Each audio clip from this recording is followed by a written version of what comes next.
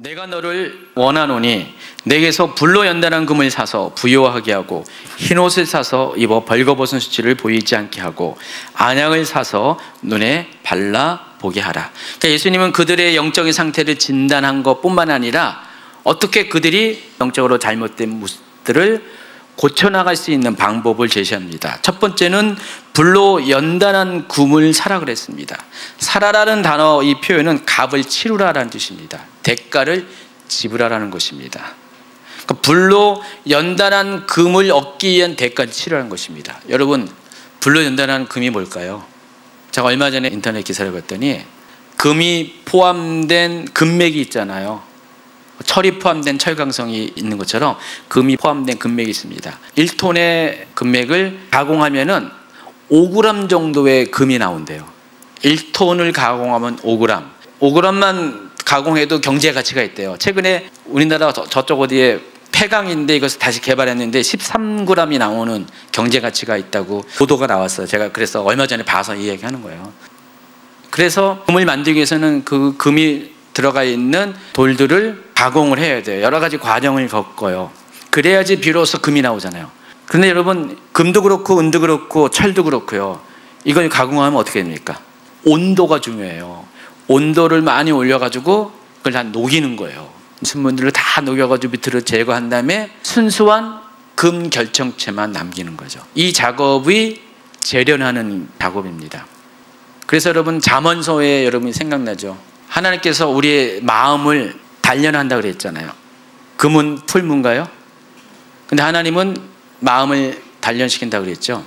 그러니까 금과 은의 온도차, 재련하는 온도차가 200도 정도 차이가 납니다. 금을 재련하기 위해서는 1100도 정도의 고온이 필요해요. 은은 900도 정도. 더 귀한 광물일수록 온도가 높아요. 하나님이 여러분을 은과 같은 사람으로 만들려면은 그 정도의 연단에 강도를 주실 거고요. 금과 같은 사람이 되려면은 더 큰 시련을 주실 것입니다. 결과적으로 시련이 없으면은, 연단의 과정이 없으면, 불로 연단한 과정이 없으면은, 그런 대가를 치르지 않으면은 금이 나오지 않습니다.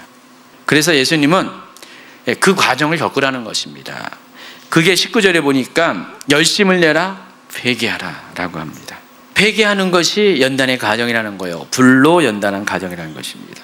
그리고 이 연단을 통과할 때 우리가 회개를 하게 되는 거거든요. 하나님이 허락한 이 연단을 통과하면은 자기의 문제점이 그때 보이잖아요.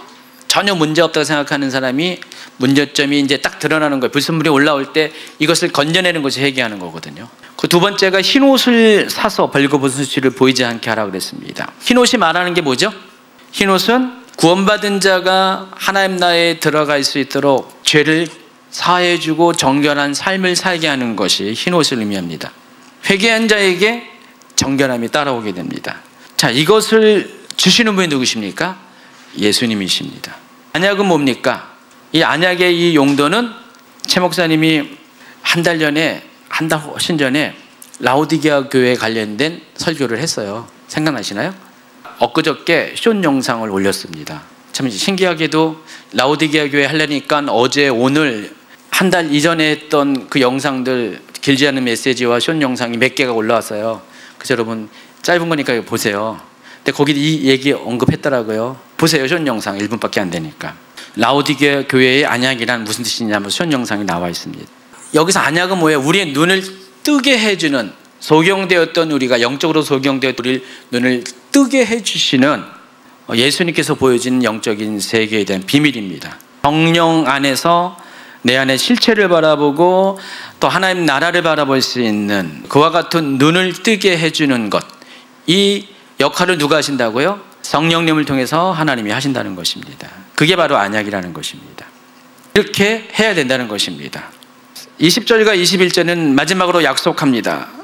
볼지어다 내가 문 밖에 서서 두드리노니 누구든지 내 음성을 듣고 문을 열면 내가 그에게로 들어가 그로 더불어 먹고 그는 나와 더불어 먹으리라. 이기는 그에게는 내가 내 보좌와 함께 하여 주기를 내가 이기고 아버지 보좌에 함께 앉은 것과 같이 하리라. 자, 마지막 때에도 라오디게아 같은 교회들이 존재할까요 말까요?